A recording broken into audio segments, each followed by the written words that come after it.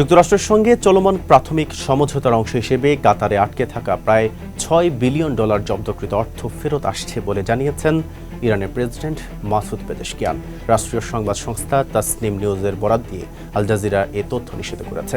একই সঙ্গে মার্কিন প্রেসিডেন্ট ডোনাল্ড ট্রাম্পের নীতি ও সুর পরিবর্তনের দিকেও ইঙ্গিত করেছেন তিনি। প্রতিবেদনে বলা হয়, প্রেসিডেন্ট পেজেশকিয়ান বলেন, সমঝোতা স্মারকের সব শর্তই এখন ইরানের অনুকূলে রয়েছে।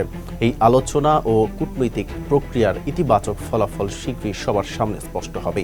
তিনি দাবি করেন, মার্কিন প্রেসিডেন্ট ডোনাল্ড ট্রাম্প পূর্বে যেসব বিষয়কে নিষিদ্ধ হিসেবে উল্লেখ করেছিলেন, সাম্প্রতিক বক্তব্যে সেগুলোকে জনগণের অধিকার হিসেবে স্বীকৃতি দিয়েছেন। ইরানের প্রেসিডেন্ট এ সময় ইসরায়েলের প্রধানমন্ত্রী বেনিয়ামিন নেতানিয়াহুকে ইঙ্গিত করে বলেন, স্ট্রবেরি সুপার ডটেড ও ক্লাসিক ভ্যারিয়েন্ট সেন্সেশন জাগুক শিহরণ। সুইজারল্যান্ডে চলমান এই কূটনৈতিক আলোচনা ও সমঝোতার কারণে তিনি সবচেয়ে বেশি অসন্তুষ্ট ও মর্মাহত হবেন। বহুল আলোচিত পারমাণবিক ইস্যু প্রসঙ্গে পেজেশকিয়ান বলেন, যুক্তরাষ্ট্রের মূল দাবি হল ইরান যেন পারমাণবিক অস্ত্র তৈরি না করে। এ বিষয়ে ইরানের অবস্থান পরিষ্কার করে তিনি বলেন, আমাদের প্রয়াত সর্বোচ্চ নেতা আয়াতুল্লাহ আলী খামিনি বারবার বলেছেন যে আমরা কোনো পারমাণবিক বোমা চাই না।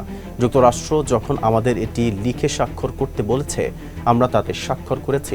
রাজনৈতিক বিশ্লেষকদের মতে পেজেশকিয়ানের এই বক্তব্য ইরান যুক্তরাষ্ট্র সম্পর্কের চলমান বরফ গলা এবং একটি সম্ভাব্য কূটনৈতিক অগ্রগতির বড় ইঙ্গিত। তবে চূড়ান্ত চুক্তির পূর্ণ বাস্তবায়ন এবং এর স্থায়িত্ব নিয়ে এখনও কিছুটা অনিশ্চয়তা রয়ে গেছে।